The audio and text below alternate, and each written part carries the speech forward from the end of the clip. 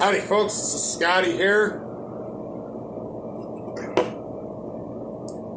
So I just want to talk a little bit tonight about, let's say about like what's legal versus what's moral. Okay. So basically when you have a government, just because like the state like defines something as a crime, it doesn't mean it is a crime. It could be a non-crime. Let's take for instance in Minnesota here. Now we're talking about like this masked Nazi stuff with the tyrant Waltz and how they're taking our freedom away by using this, the hysteria of a manufactured flag here, basically. But they've been stealing our freedoms away from us for a long time. They've been doing this for years because they do it incrementally. Like how they extort and extract money out of law-abiding citizens, basically. How the state extorts money. Like, for instance, if your tabs on your car are expired, the police will pull you over and you will get a fine for that. In addition, you're already paying money every year to renew your tabs. And really, if you think about it, it's the most dumbass, like asinine, stupid, dumbass thing I've heard. Why can't you just get a license plate and it's good for life on your car? Just like your driver's license, it's a one-time thing. Either you can drive or you can't. But you see, they give a lot of retards driver's licenses too, who don't have a clue how to drive. Like all these foreigners, where the hell did they get a driver's license? I don't know. But anyways, I don't want to get too far off the subject here, man. You know why they do that, though? Renew your tabs every year. It's because it keeps these government bureaucrats at play. And basically the government gets bigger and bigger and bigger, and so it sucks more and more money out of people. But how is that a crime? How is that a crime, though, when you get pulled over for no tabs or insurance or whatever?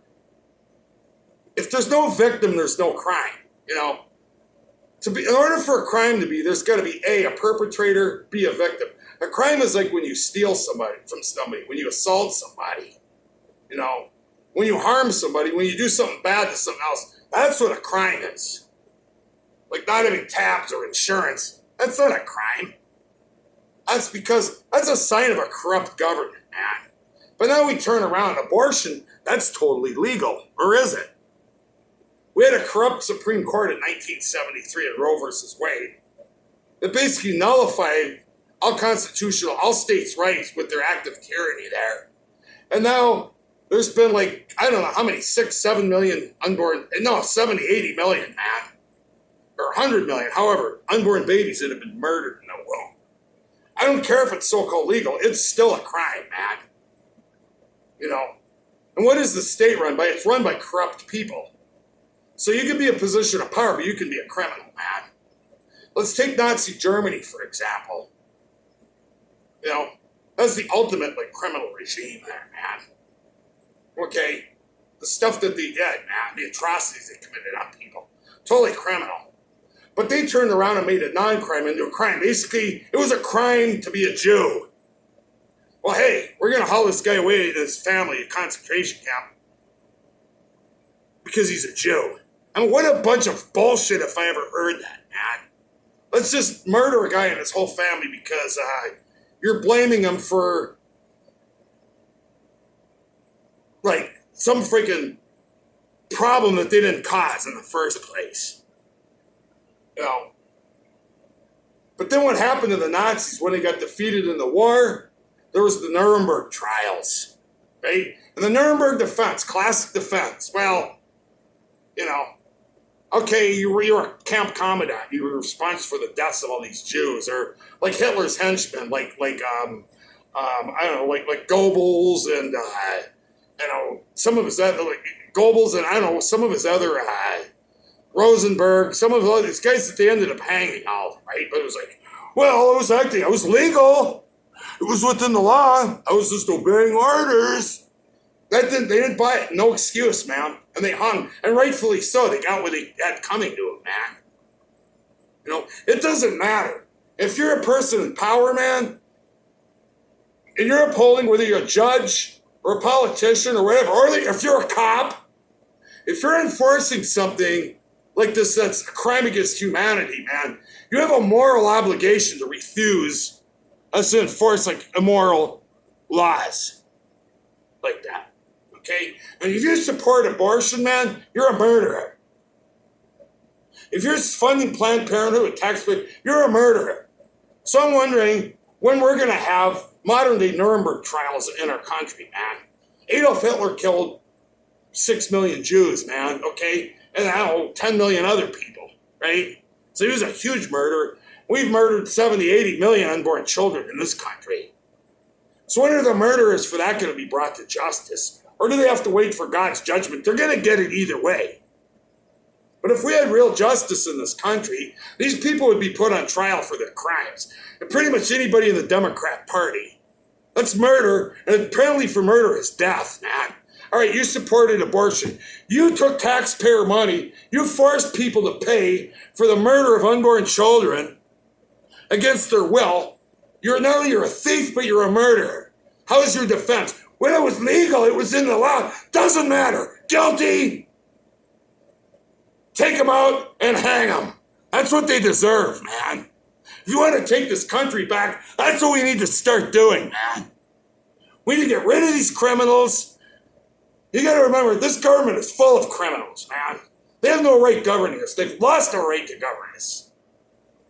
You know, and when the government becomes destructive of these ends, as Jefferson writes in the Declaration of Independence, it's the not only the right, but the duty of the people to alter or abolish it, man. By any means necessary. You know, and if that means taking up arms, then so being it, you know, so be it. Because Jefferson said, you know, the tree of liberty needs to be refreshed from time to time with the blood of tyrants and patriots. No, that's about that time they made it. So let's think about it, you know. How are we going to get justice in a system right now that's totally rotted with corruption from the top to the bottom?